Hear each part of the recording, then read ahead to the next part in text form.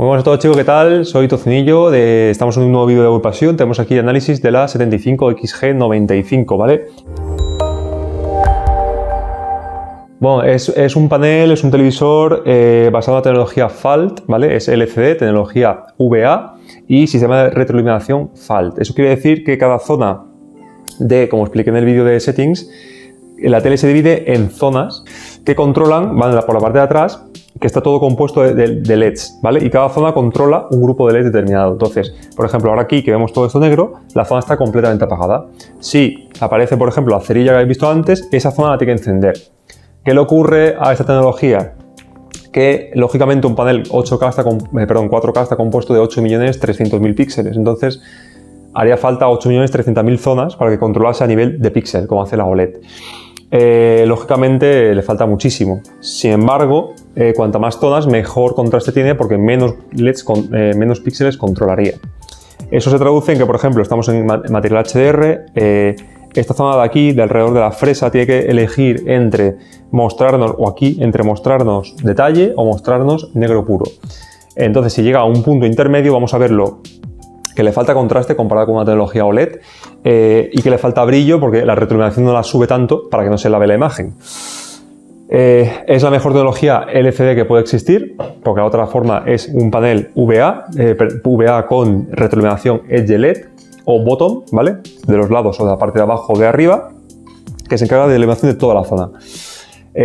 Como digo, la tecnología LED está limitada y la mejor forma que tiene de funcionar es con Full Array, con FALT, que es esto. En cuanto a rendimiento de imagen que me ha parecido a mí el televisor, me ha parecido un televisor que por el precio que tiene está realmente bien. Recordemos que está en 65 pulgadas rozando los 1.000 euros y en 75 pulgadas en los 2.000 euros. Entonces, en 65 pulgadas ya hay OLEDs que están entre los 1.600 y 1.700. Y en 75 pulgadas es clara ganadora porque las OLED se van a 5.000 euros. Entonces es una tele de gama media, como siempre he dicho, y dentro de la gama media yo la calificaría de las mejores junto con la Samsung Q80. Me parece que Sony está por encima en cuanto a imagen. Tenemos un montón de opciones que habéis visto en el vídeo de settings, si no os remito a él, para cambiar entre gamma, detalle, color, brillo, etc. Y como siempre en Sony, dos cosas a destacar. Una, la colorimetría tan neutra que tiene, ¿vale? No es un color saturado, no es un color artificial, es un color muy natural. Y dos, sería el escalado que tiene, que es excepcional, tanto en resolución SD como en resolución HD, y más en 75 pulgadas, porque claro, cuanto más grande sea el panel, peor lo vamos a ver por la densidad de píxel. Pero el X1 Ultimate, que es con lo que está montado este televisor, la verdad es que lo hace espectacularmente bien. Al lado tengo la LG 9, que veréis otro vídeo de comparativas, donde podréis ver vosotros mismos las diferencias. LG ha mejorado mucho el escalado, tanto que casi es igual que el de Sony. Sony lo pondría un mini escalón por encima, pero muy sutil la diferencia y tienes que estar muy cerca para verla. Otra tecnología que tiene muy buena es el movimiento, claro ganador con respecto a la LG. Como dije en el vídeo de la review de la i9, le daría un 8 a la LG y un 9,5 a Sony, para que tengáis una referencia. Y en cuanto a calidad de imagen, ya estaría prácticamente. Y vamos a ver qué tal en mis impresiones en HDR, ¿vale? Bueno, vamos a empezar con el apartado de HDR. Como digo, yo lo encuadraría dentro de las categorías de gama media FALT, que eso tenemos este modelo, el del año pasado de Sony también, que es la XF9005, y la Samsung Q80. Hay que tener eso en cuenta porque si lo comparamos con una gama alta, que son OLED, lógicamente palidece. Con respecto a la Samsung, que la ha podido toquetear, aunque no la tengo aquí, como digo, Sony la pondría por encima a nivel de imagen, para el que quiera verlo en cine, quiere verla a cine a oscuras, quiere ver un mejor escalado y un mejor movimiento, y la Samsung un poco por encima en tema de juego, ya que tiene VRR, G-Sync, tiene 13 segundos de milisegundo de input lag, mientras esta tiene 27. El sistema operativo funciona igual de bien en los dos, me ha sorprendido mucho, es muy chulo el sistema operativo de Android TV y funciona muy bien. Otro punto a favor de Sony es el mando, me ha parecido un acierto total. Imita el metal y ya por Bluetooth. Y como decía, en cuanto a HDR, he podido utilizar la sonda y da unos 1080-1070 nits, ¿vale? Sigue la curva PQ-EOTF perfecta, ¿vale? Ni muy por encima ni muy por debajo. Y tampoco en la zona media de la curva, como hace LG, que la sube para dar un poco más de punch, la LG no lo hace. Sigue la curva de referencia muy bien. y cuando llega a su máximo aplica un top mapping, pero cuando llega a cierto nivel hace clipping, ¿vale? Eso se traduce en que aquí nosotros podemos, en ajustes de imagen, sí, en el nivel de contraste, aquí lo tenéis, por defecto viene en máximo, ¿vale? A partir de los 1080 nits que da este televisor, la tele clipea. Si queremos evitarlo, podemos bajar el contraste a 90 y ya recuperamos el detalle de las altas luces que a 100 lo quema. Por ejemplo, aquí yo lo veo perfectamente. Como aquí ya no ven detalle y con 90, ¿ves? Cómo se ve las hojas de los árboles. Eso significa top mapping. Cuando llega al límite de nits, la tele hace clipping, o sea, un borrón en las zonas blancas. Con el nivel de contraste a 90 podemos recuperar ese contraste y hace top mapping hasta los 4000 nits.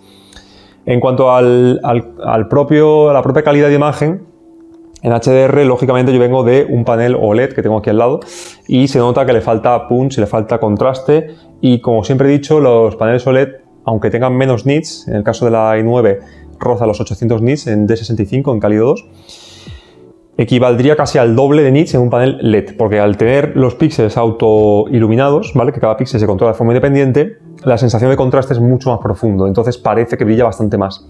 En HDR no tiene, la OLED sigue sin tener rival y con respecto a la Sony tampoco, pero insisto, si lo tenemos en cuenta dentro de la gama media, que es donde se encuadra esta tele, está bastante bien, ¿vale? Es un HDR que luce muy bien, no es espectacular como por ejemplo un televisor OLED, como la propia Sony AG9 o la LG 9, pero está claramente por encima, bastante claramente por encima de un televisor de gama baja o gama baja media, que serían los Edge LED, ¿vale? Aquí por lo menos Sony puede, aquí en esta zona darle más brillo, en esta zona apagarla, en esta zona controlar un poco el detalle. En cambio una Edge LED, todo el panel entero se ilumina desde un lado o desde abajo. Entonces, claro, llega un punto que cuando llega allí, si está iluminando desde el lado izquierdo, aquello parece ya una feria, es totalmente lavado. Entonces, en calidad de imagen HDR le pondría, por ejemplo, un 7, teniendo en cuenta que a la OLED le pondría un 9,5 o 9,7 o 9,8. Y además, al ser absoluto la curva, como he explicado varias veces, si a cada nivel de gamma, entre el 0, que es el negro absoluto, y el 100, que es el blanco absoluto, le corresponde exactamente un nivel máximo de nits, nuestro ojo normalmente, el brillo, cuando una persona se refiere a una imagen brillante, se refiere al 60-50% de la gamma. Entonces las teles ya todas llegan a ese nivel de la gamma sobrada de nits. Por eso cuesta tanto, por ejemplo, un televisor OLED, a partir de esos nits que tienen ya, notar diferencias. Por ejemplo, podríamos poner un televisor OLED de 2000 nits y no lo veríamos tan diferente de uno de 1000 nits. Para que me explique. Entonces, claro, esa tele tiene casi los mismos nits que un televisor OLED, pero siendo LCD. Por lo tanto, como digo, si lo comparamos con la gama media, está muy bien, está claramente por encima de la gama baja y baja media, pero no llega a las OLED. Resumen, la OLED le daría un 9,5, a la XG9505 le daría un 7. Teniendo en cuenta que la gama baja le daría un 3 o un 4. En cuanto a SDR, la calidad de imagen ya es bastante mejor que en HDR, ya compite con las gamas altas, aunque a mi juicio sigue estando por debajo, pero lógicamente si lo calibramos al nivel de iluminancia que pide el ISF, que es en torno a 100-120 nits, las diferencias son mínimas porque, o sea, mínimas. Las bandas negras ya son prácticamente negras, los negros son mucho más profundos porque ya la retroiluminación no tiene que subirla tanto, porque hace falta muy poquito para que se ilumine. Aún así sigue estando detrás de una OLED, lógicamente, por el nivel de píxel preciso que tiene a nivel individual, y esta no lo tiene. Pero controla muy bien el blooming, en SDR apenas hay, porque es muy raro una escena que requiera mucho nivel de brillo y sea muy pequeña, entonces el blooming hay muy poquito. Y HDR, que lo he dicho en la categoría anterior, sí que hay bastante más blooming, porque lógicamente el panel tiene que iluminar mucho una zona para que sea brillante. Entonces a veces busca un compromiso entre que no veamos blooming, pero entonces baja mucho el brillo. Y si quiere ver una imagen muy brillante, entonces sí que hay blooming, ¿vale? Una especie de compromiso. En SDR no ocurre tanto, por lo que he dicho, no hace falta que sea tan brillante la imagen, con lo que no podemos decir que prácticamente no existe el blooming. En imágenes en SD el escalado es excepcional, como he explicado antes, y en TED también, aunque lógicamente un panel tan grande pues vamos a tener dificultades para poder verlo bien si estamos demasiado cerca. Y en cuanto a calidad de 4K HDR, el televisor se comporta sin ningún problema, como he dicho anteriormente. En la categoría de HDR sigue la curva PQETF sin problemas, pero en Dolby Vision Sony, en todas las gamas, incluido en su OLED, ha aplicado un perfil que se llama LLM, que es de Low Latency Mode, que, digamos, para no hacer el vídeo más largo y más técnico, que que se basa en software. En lugar de tener un chip dedicado a Dolby Vision, lo han implementado por software. Eso hace que la imagen se vea demasiado oscura.